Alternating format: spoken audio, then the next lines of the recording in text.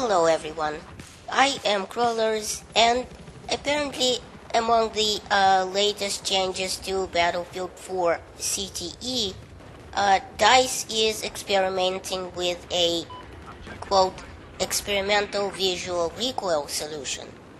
Now, I realize many people play CTE and know this already, as it's been posted on the forums and everywhere else online, but for everyone that's been living under a rock, I'm going to describe this because it's really cool.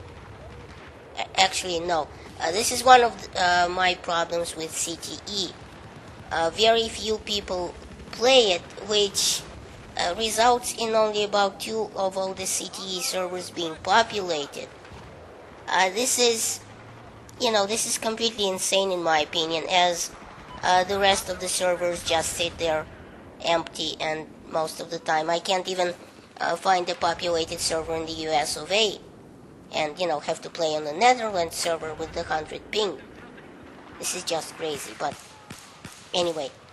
So the footage in the background you're seeing right now, I was originally saving for my Ridiculous Loadout Sunday episode, which was to be based on the movie, hence the book, The Lone Survivor by Marcus Luttrell.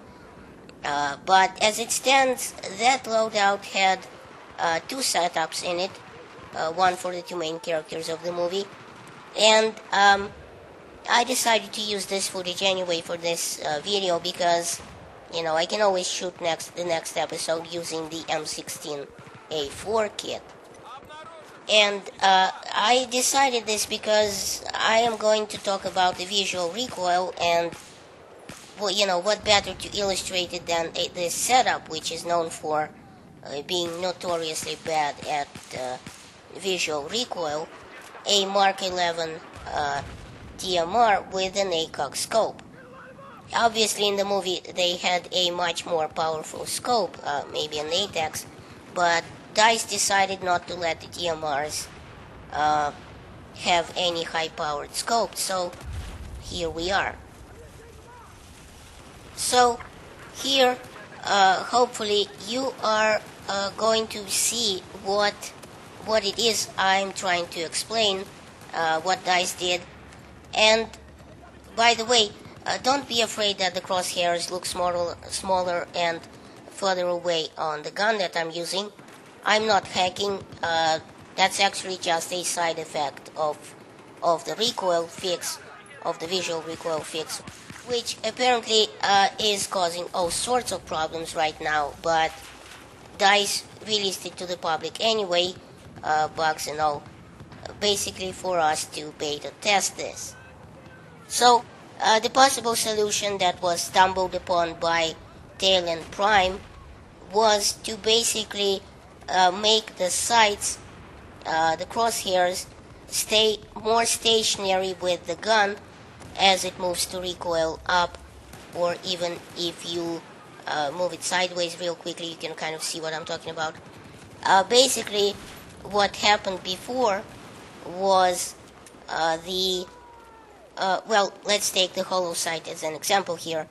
The red circle in the center of the sight's housing always stayed in the center of the in the dead center of the housing, and the muzzle of the gun sort of moved in the background in relation to the entire sight assembly.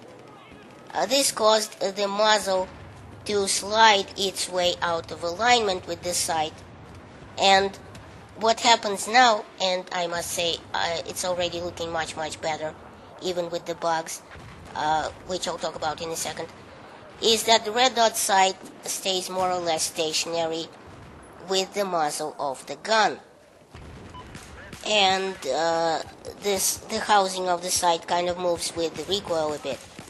Now, what this means gameplay-wise, as you can see in the background, is a much more stable looking platform.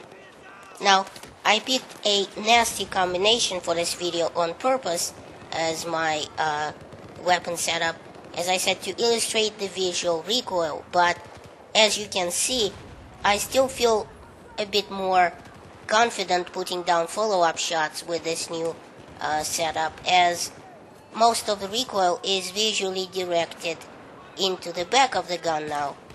And this is important because making up follow-up shots, especially with this shitty unbalanced weapon like this DMR, is a must, because they need to 3-4 shots to take down a target, and with a low rate of semi-automatic fire it used to be very hard to do. So now I'm going to say, I'm going to give you my thinking as to what DICE did. And I'm just making this stuff up here. I'm probably nowhere near the actual solution, but what it feels to me like what they did is, I drew a simple diagram in After Effects.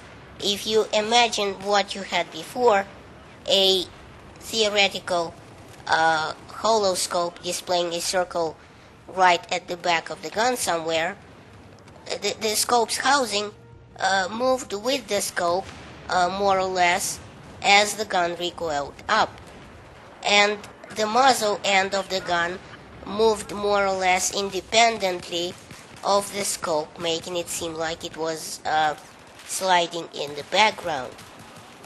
Now, what I think they did in this patch is move the projection further out of the scope housing, because in the game it really doesn't matter what's happening in the actual game world, as long as it feels like on the screen, just like the fact that the actual bullets, the projectiles, don't come out of the gun when you left click, they come out of the character's head. But I digress. What I think they did was move the projected holoscope ring further down in perspective, for our purposes, let's say to the edge of the barrel, but in reality it really could be anywhere past the end of the barrel in the game world.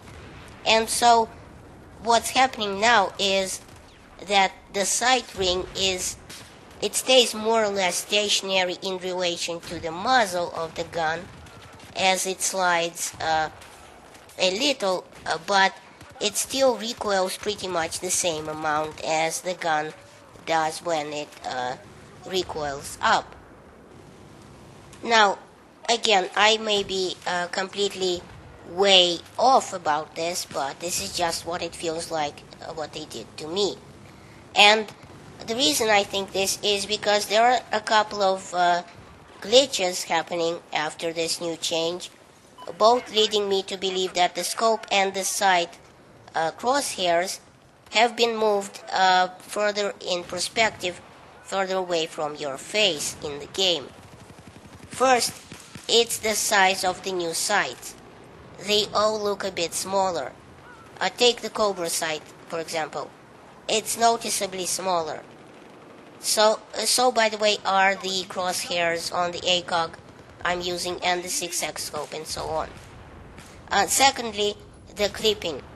The sights now seem to clip through nearby objects, like for example if you're standing next to a box or a container and you see the sight have going to the container through the wall. Again, this makes me think that the sight is actually much further down the road than before. The red dot also feels like it's being obstructed by something invisible. So, this is what I think is happening, and I very much welcome this new change to visual recoil in Battlefield 4. But again, there's lots of glitches, and it needs, a lot of work to iron out all the problems with it. So off to the forums I go to express my displeasure of their latest QA session. So thanks for watching. Please rate and share this video as it helps my channel grow. Check out my other videos at the end of this one. And remember, in Soviet Russia, YouTube subscribes you.